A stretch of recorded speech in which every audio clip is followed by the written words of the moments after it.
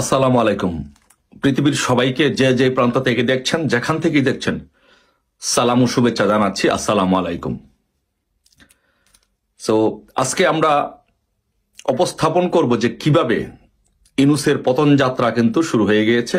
ইউনূসের এবং উপদেষ্টাদের এবং সমন্বয়কদের পতন যাত্রা, পতন ঘণ্টা বেজে গেছে। এখন শুধু ওদের পালানের সময়। ওরা কিভাবে পালাবে, কোন পথে পালাবে, কিভাবে সেফ এক্সিট নিবে, এখন শুধু সেটার সময়। ওদের বিদায় ঘন্টা বেজে গেছে, ওদের পতনের ঘন্টা বেজে গেছে। সে কিভাবে বেজে গেছে আপনি দেখেন যে প্রথম আপনারা চিন্তা করে দেখুন, যখন 5ই আগস্টের পরে এই ছাত্ররা, এই সমন্বয়করা যখন প্রধান বিচারপতিকে অপসারণ করার জন্য ডাক দিয়েছিল শহীদ মিনারে, তখন তাদের ডাকে হাজার হাজার স্টুডেন্ট গিয়েছিল, গিয়ে ওখান থেকে একটা সন্ত্রাসী কায়দায় সন্ত্রাসী কর্মকাণ্ডের মাধ্যমে প্রধান বিচারপতিকে অপসারণ করে দেয় জোরপূর্বক ভাবে।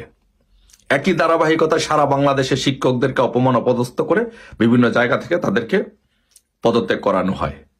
কিন্তু এর কিছুদিন পরেই বাংলাদেশের ছাত্র জনতা, বিশেষ করে ছাত্ররা যখন বুঝতে পেরেছে যে এই সমন্বয়করা আমাদের সাথে প্রতারণা করেছে, এই সমন্বয়করা আমাদের সাথে প্রতারণা করে একটি রাষ্ট্র ধ্বংস করেছে, একটি দেশ ধ্বংস করেছে, একটি সমাজ ধ্বংস করেছে, তখন এই ছাত্ররা এবং জনতা কেউ তাদের পাশে আর থাকেনি। পরবর্তীতে যেটা হলো যে তারা রাষ্ট্রপতিকে অপসারণ করার জন্য ডাক দিল। তারা যখন রাষ্ট্রপতিকে অপসারণ করার জন্য ডাক দিল, তখন তাদের ডাকে কিন্তু কেউ সাড়া দেয়নি এবং তারা বলেছে যে রাষ্ট্রপতিকে আলটিমেটাম দিয়েছে যে এত ঘন্টার ভিতরে, এই সময়ের ভিতরে রাষ্ট্রপতিকে পদত্যাগ করতে হবে। কিন্তু তাদের এই ডাকে কেউ সাড়া দেয়নি এবং রাষ্ট্রপতিও পদত্যাগ করতে হয়নি বা রাষ্ট্রপতিকে অপসারণ করানো যায়নি। এটা হচ্ছে তাদের প্রথম ব্যর্থতা। দ্বিতীয় ব্যর্থতা হচ্ছে যে উপদেষ্টাদের, নতুন উপদেষ্টাদের যখন নিয়োগ দেওয়া হলো মোস্তফা সরোয়ার ফারুকী সহ, তখন তাদের বিরুদ্ধে তাদেরকে পদত্যাগ করানোর জন্য আলটিমেটাম দেওয়া হলো এবং তাদেরকে পদত্যাগ করানোর জন্য চাপ দিল। কিন্তু তাদেরকে পদত্যাগ করানোর জন্য যে চাপ দেওয়া হলো, যে আলটিমেটাম দেওয়া হলো, সেই চাপে, সে আলটিমেটামে বাংলাদেশের জনগণ, বাংলাদেশের ছাত্রছাত্রী কেউ তাদের ডাকে সাড়া দেয়নি। উপদেষ্টাদেরও কেউ পদত্যাগ করতে হয়নি। এটা হচ্ছে দ্বিতীয়। তারপরে এইভাবে একই ধারাবাহিকতায় ওরা প্রত্যেকটা কাজে যখন জনগণকে ডাক দিয়েছে, ছাত্র জনতাকে ডাক দিয়েছে, কেউ তাদের ডাকে সাড়া দেয়নি এবং তারা প্রত্যেকবার যখন আহ্বান করেছে তাদের ডাকে কেউ সাড়া দেয়নি এবং তাদের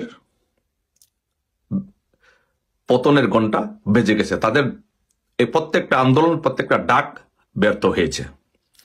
একই ধারাবাহিকতাতে আজকে আমি তাদেরকে বলবো, হাসনাত, সার্জিস, কোথায় তোমাদের জুলাইয়ের আগস্টের ঘোষণাপত্র?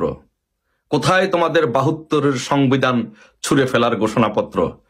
কোথায় তোমাদের ডিক্লারেশন অফ প্রক্লেমেশন, যে তোমরা বলেছিলে যে ডিক্লেয়ার করবে, ঘোষণা করবে, কোথায় সেটি? কোথায়?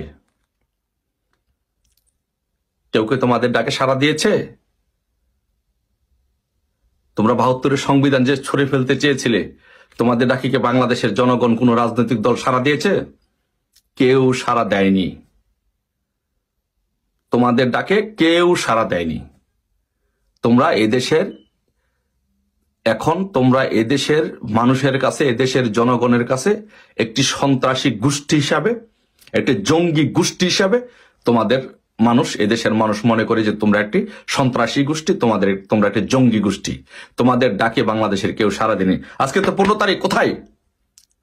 আজকে 15 তারিখ, কোথায় তোমাদের সেই সংবিধান স্থগিত করার সেই আহ্বান? আজকে তোমরা ডিক্লেয়ার করবা বলছে তোমরা বলেছিলে যে আজকে তোমরা প্রক্লেমেশন ঘোষণা করবা, কোথায়? তোমাদের আজকে সেই ঘোষণাপত্রটি কোথায়? তোমাদের ডাকে তো কেউ সাড়া দেয়নি। আজকে তো তোমরা করতে পারছো না। তোমাদের যদি ন্যূনতম পরিমাণ কোনো লজ্জাবোধ থেকে থাকে, তোমাদের পরিমাণ যদি ন্যূনতম পরিমাণ কোনো আদর্শ থেকে থাকে, তোমাদের যদি ন্যূনতম পরিমাণ কোনো লজ্জা থাকে, তাহলে তোমরা এখনই পদত্যাগ করে এই দেশের জনগণের কাছে ক্ষমা চেয়ে তোমাদের বিদায় নেওয়া উচিত। তোমরা যতবারই ডাক দিয়েছ, যতবারই আলটিমেটাম দিয়েছ, কোনো আলটিমেটামই তোমাদের পূরণ হয়নি।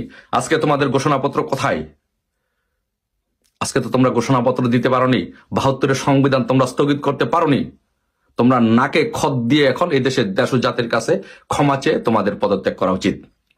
উপদেষ্টাদেরকে বলবো, সমন্বয়কদেরকে বলবো, বাট তোমরা তো সেটি করবা না, তোমাদেরকে সেটি করানো হবে। তোমাদেরকে নাকে খত দিয়ে এই ঘোষণাপত্র তোমরা ঘোষণা করা লাগবে না, এই ঘোষণাপত্র তোমাদেরকে আমরা ঘোষণা করাবো। শহীদ মিনার থেকে নাকে খত দিয়ে দিয়ে রাজু ভাস্কর জানবো। এইভাবে নাকে খত দিতে দিতে, এইভাবে নাক মরাইতে মরাইতে শহীদ মিনার থেকে শুরু করবা, অপরাজয় বাংলার পাদদেশে পর্যন্ত আসবা। তোমাদেরকে সেই ব্যবস্থা করব। বেশি দিন নাই, তোমাদের সময় গণিয়ে আসছে, তোমাদের ডাকে কেউ সাড়া দিবে না। তোমাদের ঘোষণাপত্র, তোমাদের রাষ্ট্রপতি অপসারণ, উপদেষ্টা অপসারণ, হ্যান করেগা তেন করেগা, দিন শেষ। এইসব দিন চলে গেছে। তোমাদের বুঝে গেছে এই দেশের জনগণ যে তোমরা একটা বাউতাবাজি জঙ্গি সংগঠন। তোমাদের জঙ্গি নেতা ইনুস, জঙ্গি ইনুস, সে রাস্তা খুঁজছে, পালাচ্ছে, কোন দিকে পালাবে, কোন পথে পালাবে, সেই রাস্তা খুঁজছে। রাস্তা খোঁজো। 19 তারিখ মাননীয় প্রধানমন্ত্রী বঙ্গবন্ধু কন্যা শেখ হাসিনা ভাষণ দিবেন। শেখ হাসিনা যখন ভাষণ দিবেন, শেখ হাসিনা শুধু অবজার্ভ করছেন বাংলাদেশের পরিস্থিতি, যে বাংলাদেশে যেন কোনো ক্ষয়ক্ষতি যেন না হয়, সেই জিনিসটি পরিস্থিতি অবজার্ভ করে শেখ হাসিনা, বঙ্গবন্ধু কন্যা শেখ হাসিনা যখন শুধু এই কথাটি বলবেন,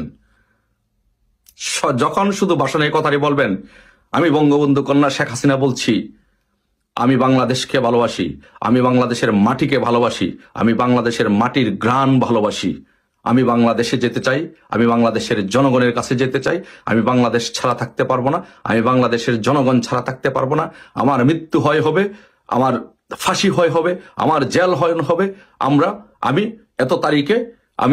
এত তারিখে আমি বাংলাদেশে আসব, এয়ারপোর্টে শাহজালাল আন্তর্জাতিক বিমানবন্দরে 3টার সময় আমি ল্যান্ড করব। তোমাদের যা যা আছে সারা বাংলাদেশ থেকে মার্চ টু বিমানবন্দর ঘোষণা করো, মার্চ টু ঢাকা তোমরা ঘোষণা করো। আমি আসবো, আমি বাংলাদেশের মানুষের কাছে আসবো। আমি মৃত্যুকে পরোয়া করি না, আমি জেলকে পরোয়া করি না, আমি কোনো কিছুকে পরোয়া করি না। আমি দেশের জনগণকে ভালোবাসি, এই দেশের মাটিকে ভালোবাসি, আমি এই দেশের জনগণের কাছে যেতে চাই, আমি এই দেশের মানুষের কাছে যেতে চাই। বঙ্গবন্ধু কন্যা যখন সেই ডাক দিবে, সেই কথাটি দিবে, এই ভাষণটুকু যখন দিবে, তখন বাংলাদেশের প্রতিটি আনাচে গানাচে থেকে লক্ষ লক্ষ কোটি কোটি জনতা ঢাকার দিকে রওনা করবে, ঢাকায় চলে আসবে। সেদিন ঢাকার রাজপথ শুধু থাকবে জয় বাংলা ধ্বনিতে প্রকম্পিত থাকবে। ঢাকার রাজপথ সারা বাংলাদেশের প্রতিটি অলিতে গলিতে থেকে জয় বাংলা পদধ্বনিতে বাংলাদেশের মানুষ ঢাকার দিকে রওনা করবে। সেই দিনটি বেশি দূরে নয়, অল্প কয়দিন, অল্প কিছুদিনের মধ্যে ইনশাল্লাহ মাননীয় প্রধানমন্ত্রী বঙ্গবন্ধু কন্যা সেই ঘোষণা দিচ্ছে। সেই ঘোষণার জন্য সকলে অপেক্ষা করুন। আর এই সমন্বয়কদেরকে ধরে বেঁধে এক একটা যে ঘোষণাপত্র দিবে, আলটিমেটাম দিয়েছে, এই আলটিমেটাম ওদেরকে দিয়ে বাস্তবায়ন করাবো। নাকে খত দিয়ে একদম 1 কিলোমিটার রাস্তা নাকে খত দিয়ে এইভাবে আনবো ওদেরকে। ইনশাল্লাহ এদের বিচার বাংলার মাটিতে হবে। ইনশাল্লাহ দেশটা একটা সাজানো গুছানো দেশ, বঙ্গবন্ধু কন্যার বাংলাদেশ ওরা ধ্বংস করে দিয়েছে। ভালো থাকবেন সবাই। জয় বাংলা, জয় বঙ্গবন্ধু শেখ হাসিনাতে আস্থা।